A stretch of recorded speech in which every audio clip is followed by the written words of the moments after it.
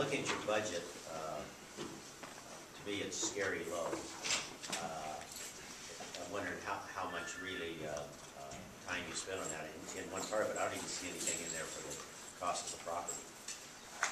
Well, in this case, we're assuming that the property is already owned by the city.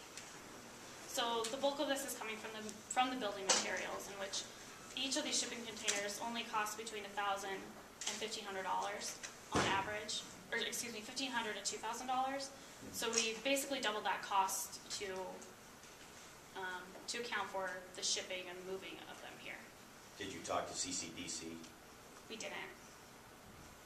Another aspect of the numbers came from, we looked at similar projects that were built using these different containers in the square footage, or the cost per square foot, which ended up coming to, with retail markup as it was being sold, to a little under $100 a square foot.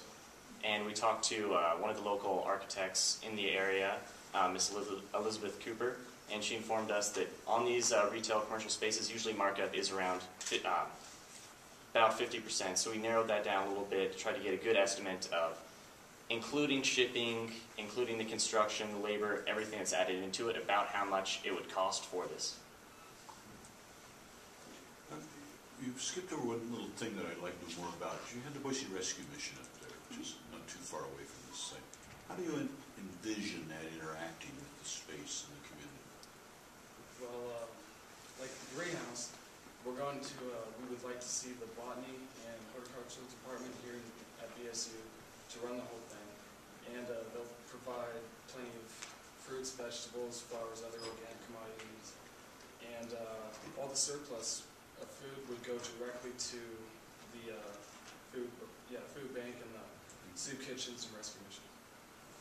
Thank you. But on that owning property down in that area, and I've got to be careful how I say this, there is an element down there that if you open it up to them, tend to take advantage, especially after dark, of that area, you know, where you're being very socially responsible. You know, there's a fiscal responsibility to the citizens. Did you discuss that at all? That was a challenge for us because we wanted to create a space that incorporated the community as a whole. So we wanted to take into account the consideration that there are three homeless shelters actually in that area. And so we wanted to create a space that didn't push them out, but that didn't try and draw them in. So we would consider renting out some of the bottom spaces for office spaces for use for the homeless shelters. And also by moving the skate park out from underneath the bridge there, it could make use, or it could be a good place for a police substation. And using that, maybe that could help the community feel more safer in that area. We felt it was important not to ignore the problem. We wanted to embrace the problem, but not bring it in so much as maybe put in a police field office down there, or a social service network of some sort. One more thing on that. We also noticed, I frequent Bodo quite often, which is the adjacent property, and it seems that in the developed areas that do have commercial substance to them, that there isn't that much attraction to the homeless population. They don't seem to be there if there is some sort of constructive facilities there. So we sort of figured that with the space all developed, there still is the issue because there is that cross traffic of the homeless, but it would be I would imagine, a lesser trouble. Can you address how this would, how people would experience this as a gateway to Boise, both in a car, and then what the pedestrian experience would be like around the space, and connectivity to the rest of the downtown?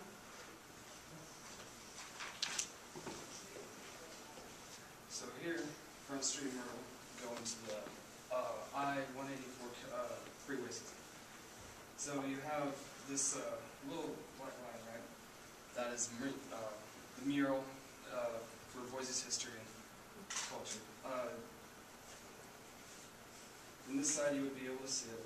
From coming down in, it's a raised, it's raised. So you'd be able to see down to here. We got spaces open for pedestrians to come in. On the far west side, this portion, here's the abandoned building.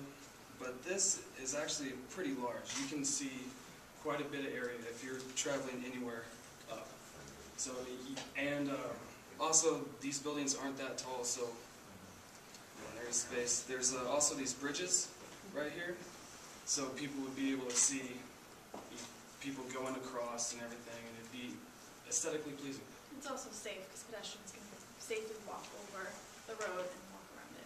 We really wanted to stress the fluidity of the park itself and the other districts around, like the Grove and Bodo. So eventually, pedestrians would just be able to walk around in that entire area and spend the whole day in Boise doing stuff the whole day. On that, that was one of the main reasons we did pick the property, because it had such close proximity to where a lot of the walking population of Boise is. I mean, I think there was numbers about 6,000 people actually live in Boise. So the main number of people is people that are coming from, say, Meridian or on the outskirts of the downtown area. And they're coming in, and right now there's only a fairly limited section where they can go. And we imagined just connecting that whole fluid aspect, where you can go down from the 9th, 8th Street, down through the Grove, into the Bodo Plaza, and then over into ours. Did you find any comparable cities, or parks that you studied that gave you confidence that this could be done and was feasible, and any ideas you got from that? Well, one example is the Muse Building downtown. That's an exceptional example where the creative arts, healing arts, and entrepreneurs are all together under one roof, and they've made it work. We want to do this by taking that roof off, essentially, and creating an open space where not just artists and merchants can thrive, but the entire community can enjoy it and help to stimulate Did you find other cities them. outside of Boise that are examples of this? Yeah, I was just, we did find, I think you have the other ones. The main one that I always pick on is the Pikes Place Market in downtown Seattle, which would be for, we were modeling more this half of the project on, where you have, because currently we have the Capital City Market that goes on, Saturday, I believe Sunday, for a limited part of the year. And we found that, that's kind of unfortunate. In bad weather, vendors can't really set up, people don't come down. So we wanted to have something that's formal and set in, that they can have their businesses. Move that market? Would you propose to us to move that market down there? We were, space? to a degree, I would say in the winter months, definitely when it's closed down for sure. We talked to, who was that we talked to? Karen Ellis, yeah. Yeah. In talking with her, she basically said that if a Tuesday, Thursday thing would work better for them, so they could get down there at least 2 more days a week, so extend the hours a little bit. Can you give us a little bit more about the shipping container idea? Where's this been done before? London? If you want to scroll right back to those pictures. It was originally, I think the first example was in London. This is London. And it's called Container City. And it's natural. They actually have like 1,000 studio apartments, and their average rent is like $120, $140 a month. This is It's a house in Redondo Beach, California. And that's a current concept. we don't of course. And then that far right one is a new concept that's actually going up in Seattle right now. Where we took, I mentioned earlier, the price per square foot, is there is a whole section of lofts going up in downtown Salt Lake City. And that is another working model. And I was actually quite surprised when we first thought of the idea. My first image was, rusty, broken down shipping containers. And just the amount, there's so many places where you can't even tell. It's so well integrated, and it's pretty impressive. How tall is that building going to be? It's more, you ask how tough? How tall? How tall? Oh, 3 stories. But the great thing about using these is they're pretty modular. For example, the Container City in London, they put up 3 stories in 6 months.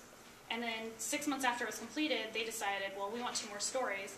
They added that in 2 days. You can pretty much think Legos when it comes to these. Yeah, pretty much. And they are more structurally sound, also they brick and mortar. And they're very energy efficient as compared to conventional